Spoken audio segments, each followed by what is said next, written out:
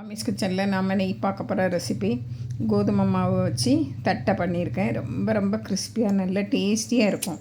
பாருங்கள் எவ்வளோ கிறிஸ்பியாக இருக்குது. இது ஈவினிங் ஸ்நாக்ஸுக்கு டீ காஃபியோட சாப்பிட ரொம்ப அருமையாக இருக்கும். இதை எப்படி செய்திடலான்னு பார்த்துருவோம். தேவையான பொருளும் பார்த்துடலாம். நான் 1 கப்பு கோதுமை மாவு எடுத்திருக்கேன். நான் ரேஷன் கோதுமை மாவு தான் இருந்து அதை தான் போட்டிருக்கேன். நீங்கள் கடையில் வாங்கின கோதுமைனாலும் எடுத்துக்கலாம். இதை நல்லா வெறும் கடையில் போட்டு வறுத்து எடுத்துருங்க. வறுக்காமலும் பண்ணலாம், நல்லா டேஸ்ட்டாக இருக்கும். ஆனால் கொஞ்சம் கோதுமை மாவு ஸ்மெல் அடிக்கும். இந்த வறுத்து பண்ணுவீங்களன்னா கோதுமை மாவு ஸ்மெல் அடிக்காது. அதனால தான் வறுத்து பண்ணுது. இதோட நல்ல கிறிஸ்பியாட்டம் இருக்கும். பாருங்கள், இப்போ 2 நிமிஷம் வறுத்து விட்டால் போதும். இப்போ இதை இறக்கி ஆற வச்சுருவோம். நல்லா ஆறணும். நல்லா ஆறின பிறகு தான் மிக்ஸி ஜாரில் மாற்றணும். பாருங்கள், நல்லா ஆறியாச்சு. இப்போ இதை நம்ம மிக்ஸி ஜாருக்கு மாற்றிடுவோம். இது நல்லா கட்டியாக உருண்டையாக இருக்கும். அதை நம்ம மிக்ஸி ஜாரில் போட்டு ஒரு சுற்றினா நல்லா எல்லாமே நல்ல மாவு போல் வந்துடும். இப்போ நான் மிக்ஸி ஜாரில் மாற்றிடுறேன்.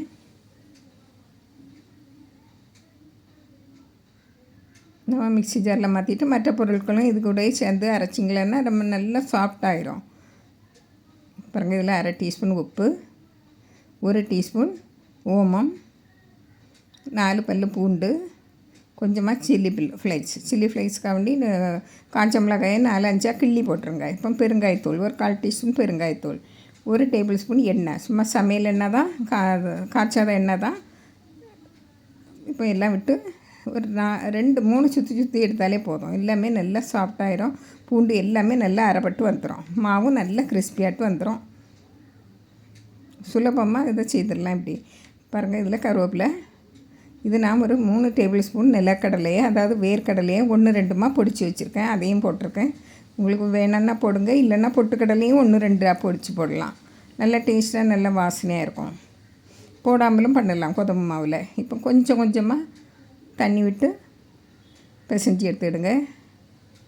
நல்லா பூரி மாவுக்கு பிசைவோம் இல்லையா, நல்லா கெட்டியாக சப்பாத்தி மாவு போல் தளர்வாக வேண்டாம், பூரி மாவு போல் கெட்டியாக பிசைஞ்சு எடுங்க. நல்லா சாஃப்டாக பிசைஞ்சு எடுங்க. நல்லா சாஃப்டாக இருக்கணும். நம்ம உருட்டி எடுத்தோம்னா விரிசல் இல்லாமல் இருக்கணும். அப்படின்னா தான் தட்டையும் விரிசல் இல்லாமல் வரும் உரங்களில். இப்போ நான் இதை 3 ஆட்டு எடுத்து இன்னும் கொஞ்சம் நல்லா கையெல்லாம் அழுத்தி இப்படி நல்லா பிசைஞ்சிட போகிறேன். பாருங்கள், அப்படின்னா தான் விரிசல் இல்லாமல் இருக்கும். நம்ம உருட்டி எடுக்கச்சுமே தட்டி எடுக்கச்சும் கரையில் விரிசல் இல்லாமல் வரும். பாருங்கள், நீங்கள் இதை சப்பாத்தி கட்டையில் வச்சு நீங்கள் உருட்டி எடுத்து நீங்கள் சின்ன சின்ன ரவுண்டாட்டு நம்ம கட் பண்ணி எடுத்து போடலாம். பாட்டில் மூடி, ஏதாவது பாத்திரங்கள் மூடி வச்சு எடுத்து, இல்லை இப்படி ஒரு சின்ன சின்னதாக உருட்டி போட்டுருங்க. வாழையில் இதில் வச்சு நம்ம தட்டி எடுக்கலாம். பிளாஸ்டிக் பேப்பர், அதாவது பால் கவர்லாம் இருக்கும் இல்லையா, அதில் வச்சு இதை தட்டி எடுத்துக்கலாம். சின்ன சின்ன உருண்டையாக உருட்டி எடுத்துருங்க.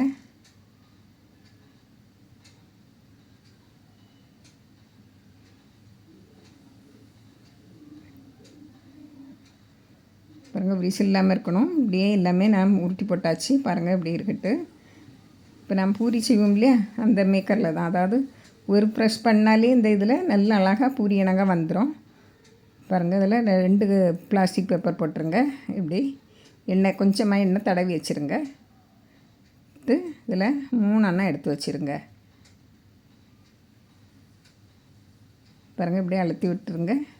அப்படின்னா அங்கேயும் போகாது. பாருங்கள், இப்படி அழுத்தி எடுத்தால் ஒரு ப்ரெஷ் தான் பண்ணணும், அழுத்தி வந்துடும்.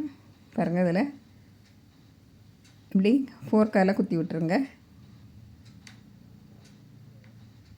இப்போ இதை எடுத்துருவோம். பாருங்கள், இப்படி இருக்குன்னு ரொம்ப நைஸாக இருக்கணும். அப்படின்னா தான் இது வந்து நல்ல கிறிஸ்பியாக வரும். ஃபோர்க்கால் குத்துறதுனால நம்மளுக்கு பூரி இணங்க பொங்கி வராது. இதையும் வச்சுருவோம். பாருங்கள், இப்படி வச்சு ஒரு நேரம் தான் ப்ரெஸ் பண்ணணும், அழகாக வந்துடும். பாருங்கள்,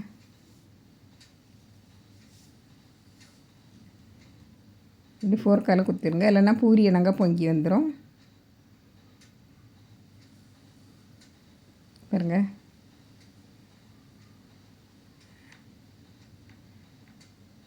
இந்த பூரி ப்ரெஸ் பண்ணது ஒன்று வாங்கி வச்சுடுங்க. சுலபமான முறையில் தட்டைகள் செய்யலாம். இதில் பூரியும் இதில் நல்லா வரும். இப்போ எண்ணெய் காய வச்சாச்சு.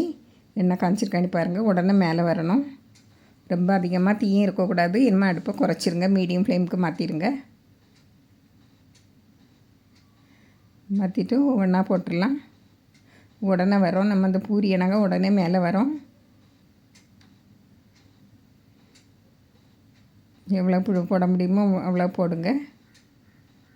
பாருங்கள், ஃபோர்க்கால் வச்சு குத்திடுங்க, இல்லைன்னா பூரி எண்ணங்க பொங்கி வரும். பொங்குனாலும் நல்லா கிறிஸ்பியாக தான் இருக்கும். திருப்பி திருப்பி போட்டு மீடியம் ஃப்ளேமில் வச்சு பொரிச்சு எடுங்க. ஹை ஃப்ளேமில் வச்ச வேண்டாம், உடனே தீஞ்சு போன போல் போகும்.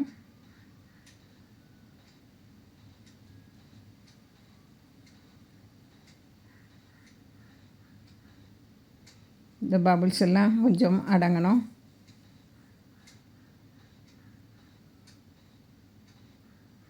சீக்கிரமாக வந்துடும். பாருங்கள், இந்த கலரில் எடுத்துருங்க.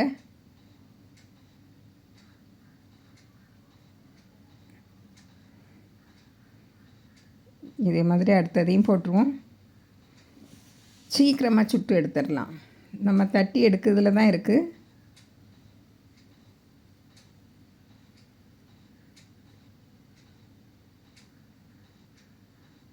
பாருங்கள், இப்படி எல்லாமே சுட்டு எடுத்துடலாம்.